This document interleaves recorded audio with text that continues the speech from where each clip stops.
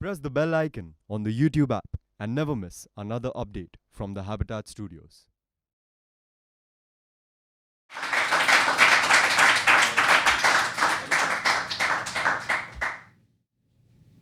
Hi, so my name is Nivedita. As Shubham said, this is a poem I wrote for my daughter.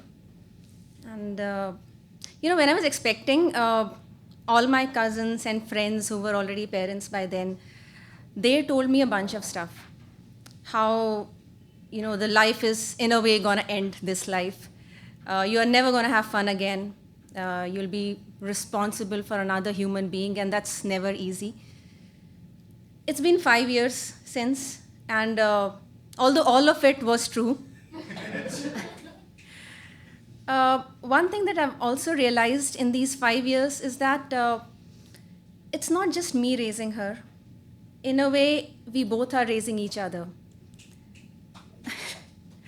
The way she looks up to me, it just inspires me. It pushes me to keep working on myself, to be a better person just for her. Because, for some weird reason, she really looks up to me.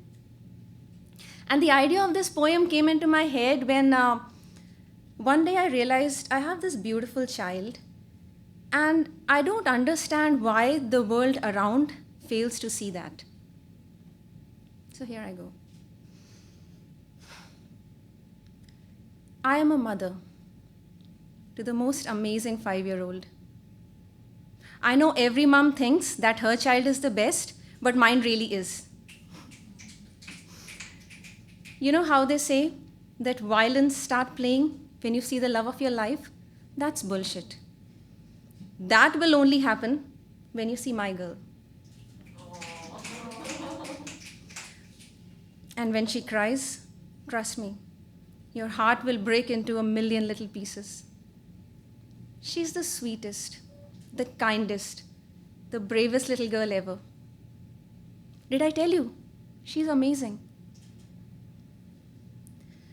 But all they see in her is how lean she is. She's thin. And how that one scar on her face will be a problem later.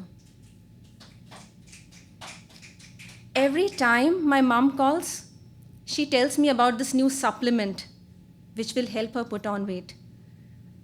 Or this new wonder cream which will help her skin look great. Every time I go home, my aunt asks me, "Don't you feed her anything?" To which my uncle responds, "Of course, I've never seen her eat anything." And I find myself explaining over and over again what she had for lunch and dinner, how she loves chicken, and no, she's not getting thinner and thinner. They don't know. They don't know that every night I put her to bed, she sings for me. She goes, "Mama, you're the best, Mama. You are the best, Mama." And on days when the demons inside my head suddenly decide to wake up and pull me down, she looks at me and says, "Mama, are you okay? I think you need a hug." And then she holds me tight.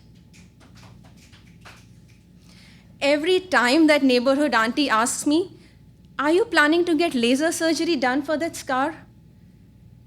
I see my girl shiver a little. And every time they tell her, "Wow, what a beautiful face. What's that mark?" I see her quiver a little. They don't know. They don't know that when I'm standing in front of the mirror, hurriedly trying to cover these dark circles with a concealer, she looks up to me and says, "Mama, I want to be like you when I grow up. You're so pretty." And last evening, when I suddenly started feeling all alone in that party, she found me. She found me in that crowded room, walked up to me with a big bowl of ice cream and said, "See, Mama, I found your favorite." It wasn't the ice cream that I needed. And I just want to hold her and say, "Baby, don't ever change. Don't bother if the world sounds strange. It's they who are strange, not you. They just would not shut up." whatever you do. Be your own wonder, be your own woman, be your own guide, and all these stupid rules and beliefs you do not have to abide. Because, my love, you are the sweetest, the kindest, the bravest little girl ever. Did I tell you? She's just 5. And she saves me every day.